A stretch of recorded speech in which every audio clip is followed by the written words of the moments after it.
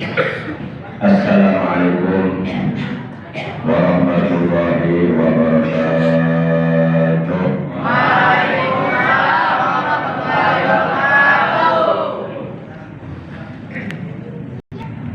Alhamdulillahirabbil alamin wal aqibatu lil muttaqin wala udwana illa 'alal zalimin.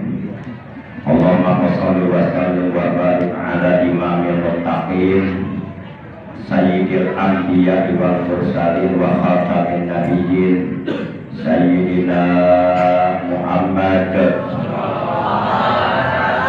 wa ala alihi wa ashabihi ila yaumiddin, amma ba'd.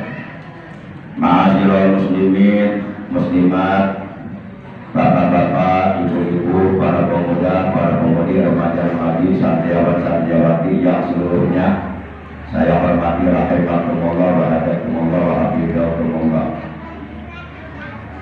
Diterangkan dalam sebuah hadis yang diriwayatkan oleh Imam At-Tirmidzi, seorang ulama ahli hadis yang hafal hadisnya jutaan, bahwa Rasulullah SAW beliau telah bersabda, al-kais man dana nafsahu wa amila lima ba'dal maut, wal ajiz man atba'a nafsahu hawaha wa tamanna 'ala Allahil amani.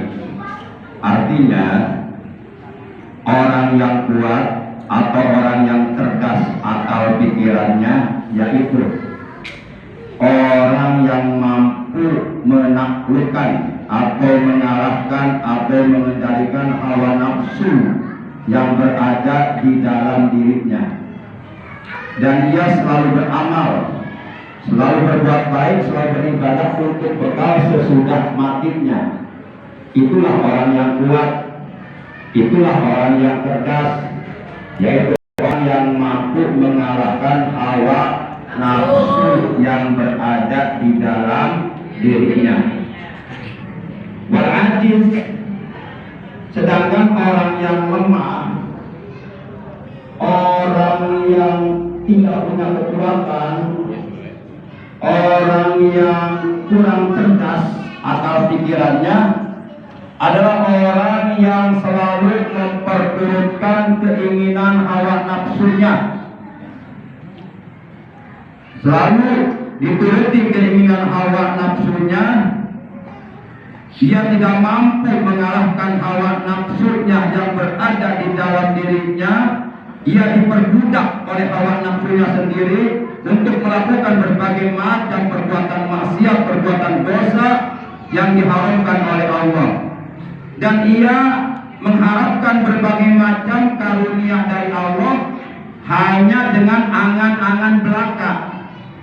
Bagaimana mungkin kita bisa mendapatkan karunia dari Allah kalau hanya dengan angan-angan belaka, tanpa mau berusaha, tanpa mau berupaya, tanpa mau bekerja keras, tanpa mau bersusah payah beribadah kepada Allah? Mimpi itu namanya.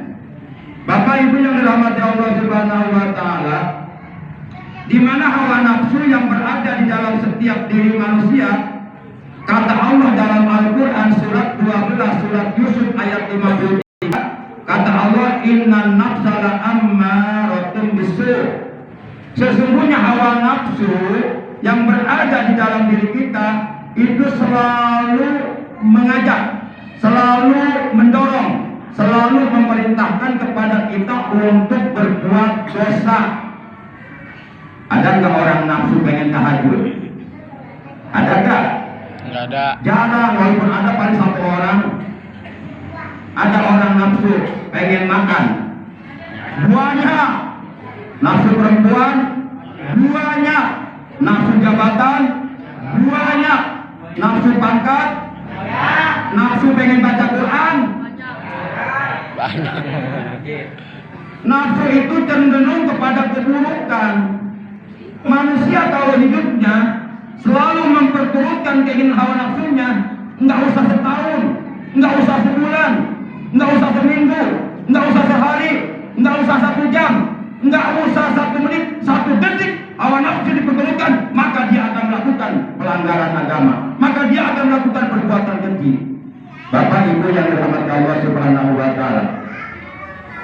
Musuh Allah itu syaitan. Syaitan menghancurkan keimanan kita. Syaitan membinasakan manusia dengan melalui hawa nafsu yang berada di dalam diri manusia. Hawa nafsu yang berada di dalam diri kita ini oleh syaitan, oleh iblis dijadikan senjata yang paling jitu, senjata yang paling ampuh untuk merusak, membinasakan kehidupan umat manusia. Berapa banyak umat manusia yang hidupnya rusak hanya karena memperdulikan hawa nafsu, akhirnya melakukan perzinahan, melakukan perampokan, melakukan pembunuhan. Itu semuanya berawal berangkat dari memperturutkan keinginan hawa nafsu. Kira-kira jelas nggak? Berhati ada ngomong apa? Bapak Ibu yang dirahmati Allah Subhanahu wa taala, maka di dalam kitab Nasoirul Ibad ada keterangan begini. Tuba liman kana hawahu asiran wa aqluhu amiran wa wailun liman kana hawahu amiran wa aqluhu asiran. Ini keterangan ada di dalam kitab Nasoirul Ibad. Kitab Nasoirul Ibad ini dikarang oleh seorang ulama yang pangkatnya waliyul min auliyaillah, seorang waliullah, ahli ibadah, orang yang dekat kepada Allah, orang yang sudah makrifat kepada Allah, bukan orang sembarangan. Artinya begini, beruntunglah, berbahagialah bagi orang yang menjadikan hawa nafsunya sebagai tawanan di dalam dirinya dan menjadikan akal sehatnya sebagai pemimpin bagi dirinya, dan celakalah, binasalah, rusaklah bagi orang yang menjadikan hawa nafsunya sebagai pemimpin dalam dirinya dan menjadikan akal sebagai tawanan bagi dirinya. Jadi hawa nafsu ini di dalam diri kita jangan jadikan pemimpin. Jangan ikuti keinginan hawa nafsu. Kalau nafsu pengen makan boleh nggak? Boleh, tapi jangan berlebih-lebih sampai muntah-muntahan, jangan. Bapak Ibu yang dirahmati Allah Subhanahu wa taala, di dalam Al-Qur'an surat 79, ada yang tahu surat 79 surat apa? Pasti nggak ada yang tahu, udah tahu Anda. Mau surat apa? Itu nyaho pasti. Mau surat Al-Ikhlas, surat Abraham. Itu nyaho ngene wae. Kulhu 114 salah, 114 surat An-Nas, surat terakhir 120. Wah, itu benar hadiah semua ya. Tadi kan masih ada hadiah pahlawan ya. Boleh berarti. Bapak Ibu yang dirahmati Allah Subhanahu wa taala, dalam Al-Qur'an surat 79 yaitu surat An-Naji'at sebanyak 5 ayat dari mulai ayat 37, 38, 39, 40, 41 Allah Subhanahu wa taala telah berfirman, "Fa'amma man qada wa asara al-hayata ad-dunya fa innal jahima hiyal ma'wa wa amma man khafa maqama rabbihi wa nahan nafsa 'anil hawa fa innal jannata hiyal ma'wa." Oh, pada apa hebat, tepuk tangan. Itu Al-Quran, itu firman Allah surat 79 ayat 37, 38, 39, 44 saat. Kalau diartikan artinya begini, maka adapun orang-orang yang hidupnya selalu melampaui batas, selalu melanggar batas-batas ketentuan-ketentuan yang telah digariskan oleh Allah dalam Al-Quran, karena hidupnya selalu memperturutkan hawa nafsu. Kata Allah, jangan ini haram, ditabrak. Kata Allah, jangan ini nggak boleh, ditabrak. Hidupnya selalu memperturutkan hawa nafsu, hidupnya selalu melampaui batas dari batas-batas yang telah digariskan oleh Allah dalam Al-Quran.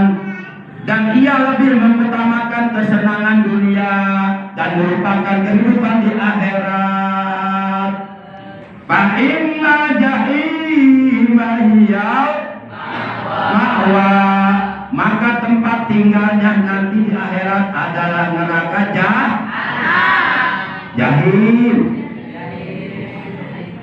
Itu anak santri kemarin sebagian di pojok ada yang nggak ikut taraweh. Awas nanti dilaporkan nanti sama gurunya nanti. Taraweh semuanya. Bersama belum tanya apa ya? Salah orangnya betul, tapi kenyaman orang mah. Taraweh sama berdoa. Tuh tabukan tuh mana ulama? Ulama apa? Dan ada pun orang yang takut kepada kebesaran Tuhannya, orang yang takut kepada Allah, menjalankan perintah-perintah Allah, menjauhi larangan-larangan Allah, dan ia mampu mengendalikan keinginan hawa nafsunya, ia mampu menahan dirinya dari memperturutkan hawa nafsunya. Fa innal jannata hiyal ma'wa, maka tempat tinggalnya adalah surga. Yang terakhir, dulu kapan? Dulu ketika Allah Subhanahu wa taala menciptakan nafsu. Idza arada syai'an ayyakula lahu kun fayakun. Apabila Allah menghendaki sesuatu, maka cukup bagi Allah mengatakan kepadanya, kun, jadi, fayakun, maka akan terjadi. Apapun yang Allah inginkan pasti terjadi. Apapun yang tidak diinginkan oleh Allah tidak akan pernah terjadi. Kalau kata Allah jadi. Kalau kata Allah tidak.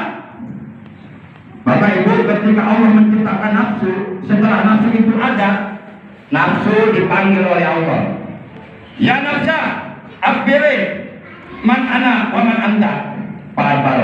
Hei nafsu, menghadaplah kau kepadaku. Siapa aku dan siapa kamu? Itu nafsu berdegong, tidak mau menghadap Allah. Nafsu tak? Nanti sholat aja hanya ada sholat. Nafsu yang bertemu. Mau hoream nafsu mah. Alasan ngopi. Namanya 11. Itu nafsu. Hanya ada sholat. Berkabutnya bermain catur. Nafsu yang bertemu. Tidak akan memberi panggilan Allah. Nafsu bertemu, nafsu itu tak. Nafsu disuruh menghadap dan ditanya siapa aku dan siapa engkau. Nafsu malah membelakangi Allah. Akhirnya nafsu dimasukkan ke dalam neraka jahanam, dibakar selama 100 tahun. Kemudian diangkat itu nafsu setelah 100 tahun dan dipanggil lagi. Ya nafsa akhbiri man ana wa man anta. Hei nafsu, menghadaplah kau kepadaku. Siapa aku ini dan siapa engkau? Tetap nafsu berdegong menghadap kau. Akhirnya dibakar lagi di neraka jahanam 100 tahun. Setelah 100 tahun diangkat, kemudian dipanggil lagi. Ya nafsa akhbiri man ana wa man anta. Hei nafsu, menghadaplah kau kepadaku. Siapa aku dan siapa kamu? Nafsu tetap enggak mau menghadap kau. Sombong nafsu itu. Makanya orang kalau hidupnya memperjuangkan nafsu bakal sombong, enggak mau sujud kepada Allah. Alhamdulillah menjadi bakal tergolong. Akhirnya itu nafsu dimasukkan ke naruju. Barang siapa yang dimasukkan ke naruju itu sebuah neraka yang apinya menyala-nyala, berkobar-kobar, sangat panas. Dan di dalamnya siapapun yang masuk ke naruju akan merasa lapar yang sangat amat luar biasa. Seandainya seluruh nasi sealam dunia sesendok-sesendok dimasukkan ke dalam perutnya melalui mulutnya, tidak akan dapat menghilangkan laparnya. Maka dimasukkan nafsu ke dalam naruju, dia merasa lapar luar biasa. Setelah lapar baru dia takluk. Berarti puasa ini untuk menaklukkan hawa nafsu, supaya kita menjadi orang-orang yang kuat mengendalikan hawa nafsu, supaya menjadi hamba-hamba Allah yang taat kepada Allah dan Rasulnya. Nah, setelah dimasukkan 100 tahun ke dalam naruju, itu nafsu baru takluk, dipanggil oleh Allah. Ya nafsa akhbiri man ana wa man anta. Siap, ya Rabb, saya menghadap. Kapok lebih dari 8 muda. Kapok, siap, saya menghadap. Engkau adalah Tuhanku, anta Rabbi wa ana abduka jalil. Engkau adalah Tuhanku dan aku adalah hamba-Mu yang lemah.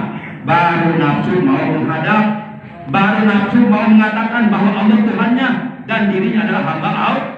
Takluk setelah dikasih lapar. Yuk kita puasa dalam rangka menaklukkan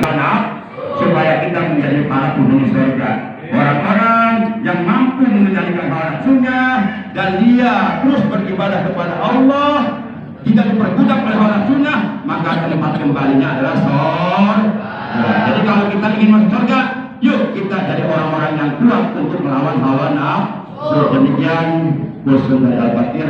Besok mulai jadwal Ustaz Fatoni selama 10 malam ke depan, dan saya sampai malam ini apabila terdapat sikap, ucapan, perilaku atau kata-kata yang kurang berkenan, mohon dibukakan pintu maaf yang seluas-luasnya, dan apa yang saya sampaikan semoga Allah tidak yang bermanfaat, dan kita Allah diberikan kemampuan untuk mengamalkan ilmu kita dalam rangka beribadah kepada Allah dengan sebaik-baiknya. Terima kasih. Wassalamualaikum warahmatullahi wabarakatuh.